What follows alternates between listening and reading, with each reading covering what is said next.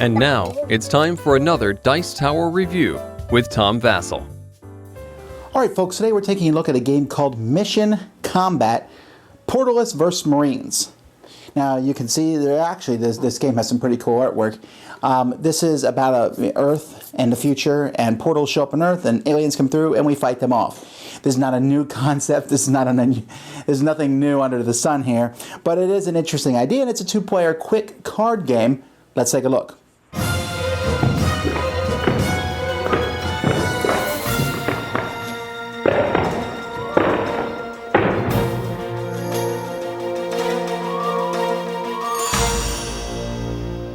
So these large giant cards, you can see they're almost as big as my hand, are placed face down like this to start the game. 5 of them are for the Portalists and 5 of them are for the Marines. Each card has some special text that it explains the specialty of that card. But since the cards are really so easy to understand, you can flip them to the other side because the aesthetics are better with less words on that side. So, for example, this bunker here looks better without any words on it.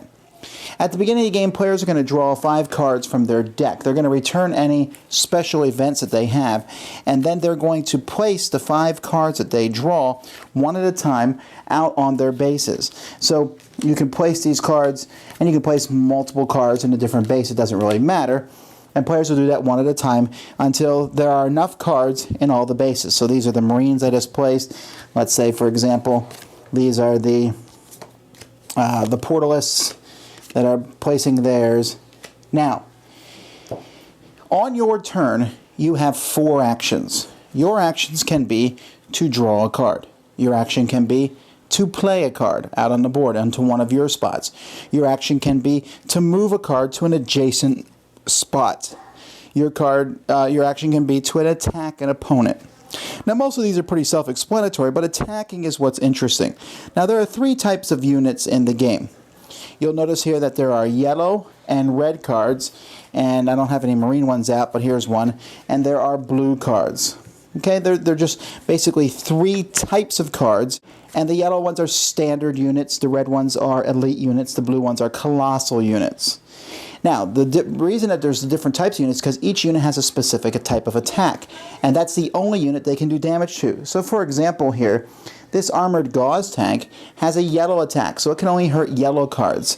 This sniper here, this anti-tank force, only does damage to colossal units. And why this yellow unit here the standard unit does damage to other standard units. Now, when you attack a card, let's say, for example, I move my Marine in here and I attack one of these yellow cards. Well, I can't attack one yellow because I don't have any yellow. Let's say this assault squad moves in. I will look at the second number on each person, and that's how much damage. If you do enough damage to kill them, they're removed from the game. If you do enough damage, you do damage to them, but it's not enough to kill them, that damage will go away at the end of a turn, but maybe you have another unit that can do damage during that turn to them to finish them off. Now, there are special abilities on the different units. On many of the Marine units, there's this symbol, and this symbol here basically means you can make ranged attacks.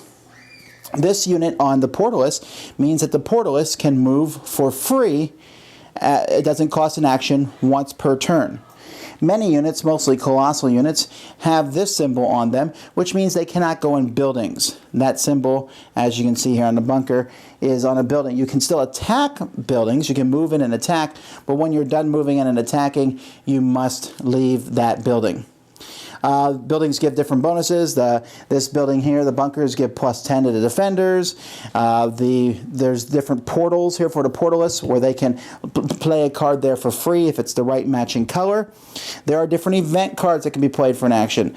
Like this card here, the Marines and Artillery Barrage does 40 damage to yellow units, and you can spread that out any way you want. They also have barrages for the green units and the blue units, while the Portalists have a card that simply just kills an enemy unit. So turns will go back and forth, and the first person to wipe out all the opposing forces off the map is the winner of the game. Now, I really enjoyed this card game. I thought it was very fast and simple. You really have to kind of get used to it because you read through the rules and they're like, you do this damage and that. Almost every time you attack an enemy card, it dies. Almost every time. There's a few that are harder to kill, and you can work together and easily take them down. Games are fast. It's like a knife fight in a sense because you put down your units, you try to get them in, you try to move them over here. There's obviously luck into drawing the cards, but having the 4 actions is a good idea. Maybe I'll draw 4 cards for my action, but I have to be careful because if all I do is draw cards, I have to be careful that on your turn you can't wipe out everyone on the board. Having 4 cards in my hand doesn't really help at that point. I mentioned the artwork was stunning, and indeed it is quite exquisite, a really good looking thing. And I really like how the cards have different special abilities, which are very useful. The Marines, as long as they control, I mean, a lot of these cards, you get the special ability as long as you control that area. So, for example, as long as the Marines control one of their buildings, they can play special cards for free, the artillery bombardments. But there's another building that will actually give the portalists an advantage if they control it. So the Marines need to decide whether they should defend that building or sit in their bunkers, which that plus 10 defense can be a really big deal. This is not a game that you're going to sit around and think about for long periods of time, but it is a game that you'll play and you'll be like, well, let's try it again, because the box here says 15 to 45 minutes. No way. This is a 5 to 15-minute game. Really, it's that quick, and that's a good thing in this instance because you can play again. There's not a huge variety, but the 2 sides are very asymmetrical. The portalists are fast and they can move very quickly. The Marines are a little bit bigger and have a lot of ranged attack, and as far as I can tell, the game seems very balanced. So if you're looking for a fast little combat game, which is basically just putting cards down, moving around and killing your opponents, there's no dice rolling, no card play. I mean, well, there's card play, but there's nothing you can do to modify combat rules, just going quick. I wouldn't want to play a game like this if it was long, but being as short as it is, I think it's an excellent idea. So this is a cool little game, Mission Combat. Thanks so much for watching the Dice Tower videos. Find more great videos and reviews as well as our top-rated audio podcast at Dicetower.com. You can also find other great shows at Dicetowernetwork.com. I'm Eric Summerer, and you've been watching The Dice Tower. The Dice Tower is sponsored by Cool Stuff Inc., where you can find great games for great prices. Cool stuff in stock. Check them out at CoolStuffInc.com.